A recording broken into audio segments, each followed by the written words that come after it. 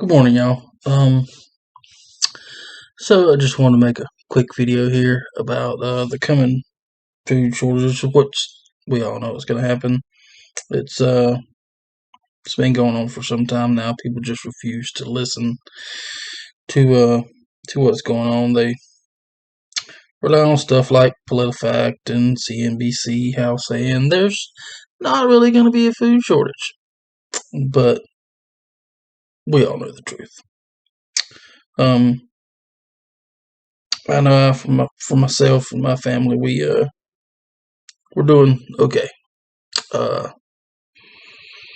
but a lot of people aren't, and that's one of the things that worries me with everything. I have family members that refuse to listen, to put up food, to just in general prepare.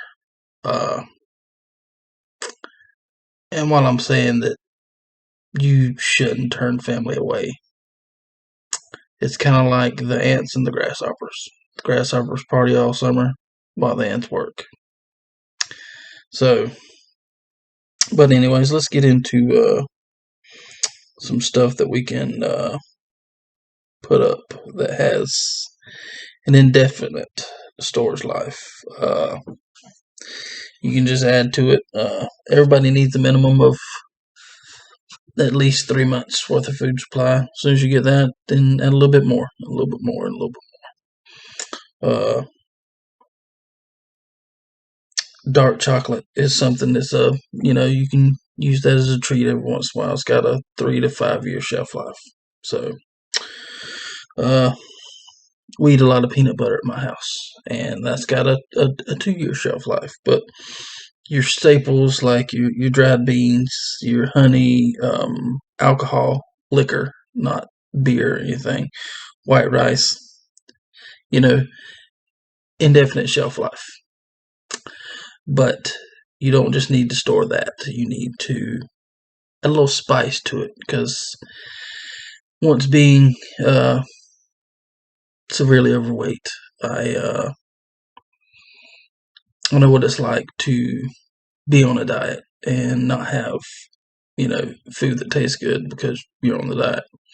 So also put away some spices, salt, pepper, accent, the normal stuff, and then other stuff. Like we use a lot of steak seasoning at my house.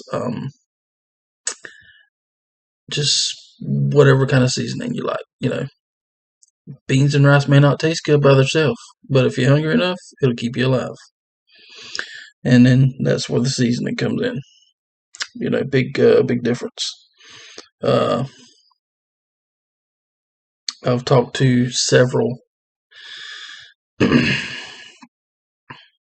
members of the Mormon community, to where they are experiencing a food shortage of certain items uh, in their warehouses that they buy from. If you're a Mormon, you're allowed to go to these different places around the country and buy, food.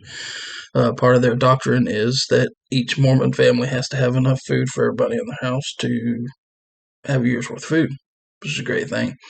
Uh, a lot of families can learn from that.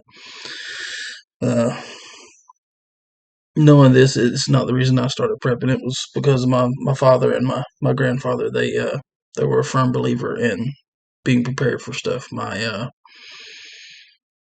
grandfather and grandmother both lived through the depression, and so they know what it was like to have little to nothing and to make do with what you have. And luckily, they had enough because of course, I'm here. Uh, but it's it's a problem we all have, y'all, and it's something that we need to discuss, and we need to with our family members, and we need to get it uh, together and start putting food away while you can, because there's going to come a time. I feel real soon it's going to come a time that we're not going to have the option to just run to the store and pick up this, because one, we won't be able to afford it because of the runaway inflation that we have, and two, we won't be able to find it. Also ties back into having property. And as for me and my family, we're in the process of looking for more land.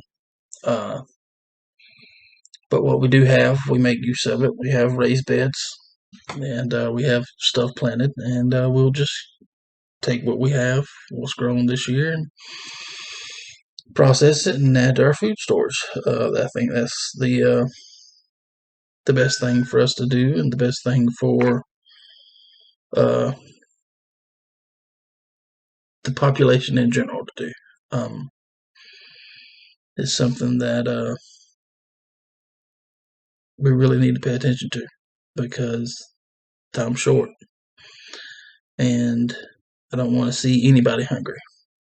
But alas, goes back to the grasshopper and the ant. If you're not willing to put in the work, you don't need to expect anybody else to feed you. Because the most scariest phrase that has ever been uttered is, "I'm from the government and I'm here to help." So with that being said, y'all, got to get back to work. Just wanted to make a quick video this morning, and I wish all y'all the best, and pray that Yah is foremost on your heart, and if not, come to know your Creator. With that being said, y'all, shalom.